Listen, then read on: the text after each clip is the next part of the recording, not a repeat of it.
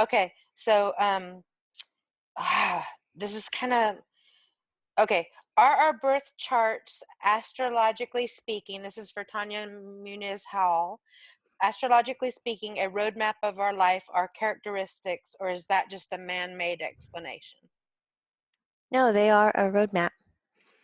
hmm Now, a lot of the definitions, Griffin's saying, a lot of the definitions that you're hearing are through, people's experiences, but it's a roadmap. You definitely want to look at it. What do you mean? To- so find somebody who's experienced that reads it instead of going with a novice. He's just saying that sometimes when you go and get readings, whether it's with a birth chart, astrological, numerology, whatever, tarot, people put their own ego into it because they are doing the reading and they feel responsible for the words that you're about to hear and they want to take control. He's got his fists out like this, like, come on, I'm the one who's strong. He goes, avoid that shit. He Yeah, goes, that's just taking the experience and just shrinking it down and kind of you're gonna leave like there were some good things out of it, but I don't know if I really like that. If you go to right. someone who's not like that and they've been working with this and they're like, oh, here's, and they kind of paint a picture and ask how you want to interpret it and understand it. He goes, that's the beauty in it. Whether it's the birth chart or any other reading or information, how the words fall into your translation in your own head and your own heart, that's what matters. Right. That's the most important thing. Not about how the person saw it and wanted to tell you about it, but how you personally translated it intellectually and emotionally, because that's your, he goes, that's your big truth. Mm-hmm. And nobody can make you translate it a certain way. Mm-hmm. So that's most important. I agree. And one day I'll share about a That's really, good. I love it. And one day I'll share about a really disturbing reading I had in San Diego. Remind me, with a detective psychic. And I don't even remember her name, which is perfect. But my sister went with me, and it was horrid. Uh, Really? oh, they told me Griff was in a gang. He was a sacrificial lamb. You've talked about this It before. was so bizarre. Yeah, it was painful. Like, it makes me want to cry that someone would do that to a mother who lost their child, because I should have had the balls. Like, I don't want to cry. I want to end on a happy note, but I should have had the balls to just stand up and walk out, you know. Um, Another sign was that she texts me, so she must have felt something, like, something about, I went to San Diego to spend the night to go have this reading with her because she was on this page of like accepted mediums or whatever. I can't think of the name of it right now, but it's a pretty logical page. And it was so gross, this reading, that I should have called her out, but I don't have that in my personality. So I sat there and Yeah. sat there and sat there. And I wasn't trying to prove she was a medium at all. I brought Griff's blanket, his picture. I just wanted to talk to my son. That's it. I'm not this, like, sometimes like that. Oh yeah. Yeah. And so, Jamie, I think I have a little bit of a gift of not being able to talk to Griff maybe sometimes or whatever, but I think I know. I don't know what that's called, but I just know. Cognizant. Thank you. I think I do. And I don't know if everyone has that. I imagine you do if you haven't buried it, but I just knew it wasn't right, and I know when it's right. And you guys, it was like the grossest reading, like painful.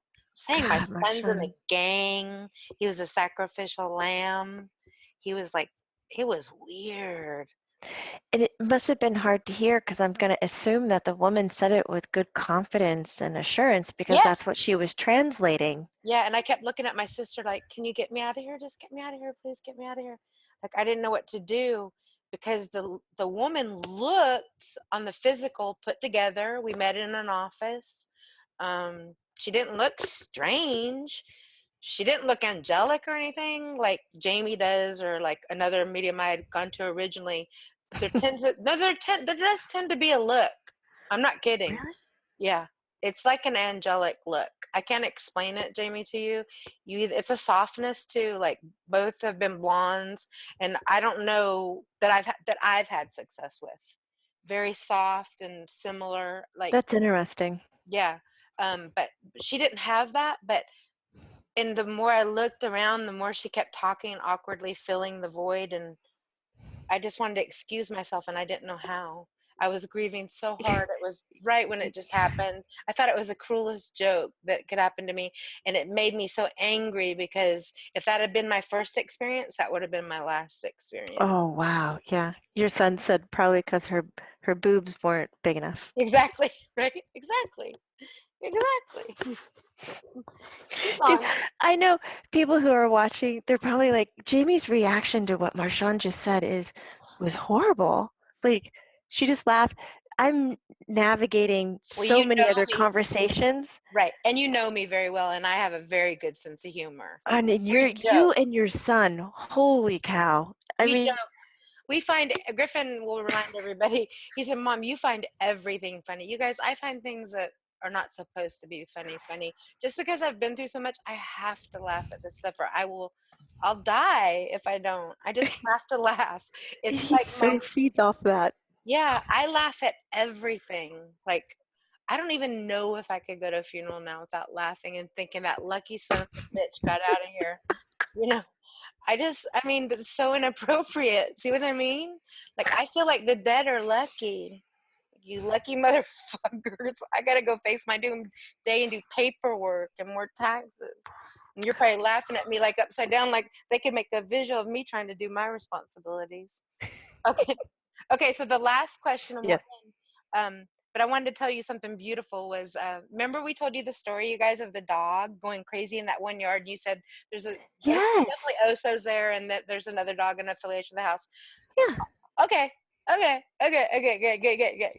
On my phone, I have chills. I'm gonna post it on Griff's gift, but the orbs we got during the middle of the day, and only on my phone, it wouldn't go on Jesse's phone or her mom's phone, and her mom's not a believer, and she's like, "Why is that happening on your phone?" And I said, "I don't talk to the dead. I don't know why it's happening." But the orb was huge, and it's everywhere. The I want to dog see goes it. crazy. The dog goes crazy in this place. It's the prettiest dog. And no matter which way we come to this house, after we've walked by 25 million other houses, he goes crazy at this house.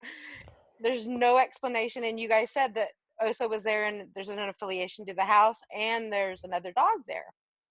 And so I don't know what made me say, because it started doing it in front of her mom, who's not a believer, and I said, let me just look through my phone and just see if we see anything. And sure enough, huge orb that I couldn't here, look, I mean, can you see? Wherever I'd move with the dog, can you see the, Oh, yeah, wow. wherever I'd move with the dog, it'd move with me. It was crazy. So we were laughing so hard. Can you see the orb right there? Yeah. Yeah. And wherever I'd go with the camera, like I could scroll more, it'd go with him. And viewers, Marshawn knows how to take a picture without her finger in front of it or with anything obstructing the camera. So Right. just to highlight that. It's Um, beautiful. And he goes nuts. Like he starts eating like he's playing with somebody. I have no idea. I also see an elderly couple in spirit in my Oh, mind that know this dog. that come out in the yard and go back into the house and greet. Oh. The dog was homeless in Thailand for like months, walking the street by himself. Now he's here living the good life. Griffin goes, thank God he didn't become dinner. Yeah, and we were wondering, no, that's what he was going to become. And we were wondering why he would get so scared. And this, like, if you wait long enough, you find the answer to everything in life, pretty much, if you just wait. Okay, so he gets scared when we walk him if a big truck goes by or a motorcycle. He ran into a bush, Jamie. And we're like, I wonder if he got hit by a car before or something, because we were walking in the regular cars, he's fine or whatever. And then this vet veterinarian person, oh, maybe he did, but maybe this veterinarian person said, they fly them over here and those jets are so loud. He probably flew in the luggage. You know what I'm saying? I was like, I never thought of that. You know what I mean? That might be part of it. And maybe he did get hit too. I don't know. Griffin's showing me on his front left leg on the exterior side beneath the elbow Uh-huh.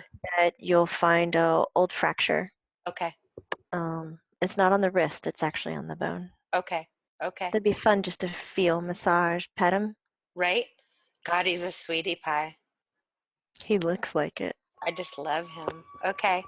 Okay, so there's an older couple talking and communicating with him too at that house. Now they're coming out and walking. The sweetness of watching like on the movies where somebody comes out of their house and they're going to go walk and pick up their newspaper and it's like Yeah. morning, like good morning. That's Right. what these two older people look like in their mid-60s. He looks older in Right. his 70s. Oh, how sweet, because the dog just comes alive in that yard. Like it you can't ignore it. It's like, what the hell just happened? Yeah. Okay. But okay, I love you guys. And next time someone wanted to ask about karma, but think about Yeah. that word, Griff, because we've gone over this before and I already have my own answer, but I do want to revisit karma because you don't like the word called karma and you called it checks and balances in life. And Nice. so and that they all happen on earth. So let's talk about that a little bit next time and what you'd like to call it if you don't want to call it karma. I love you. Deal. He loves you. They love you. Your mom says thank you. I love you guys. I love you. They're all saying goodbye. Bye.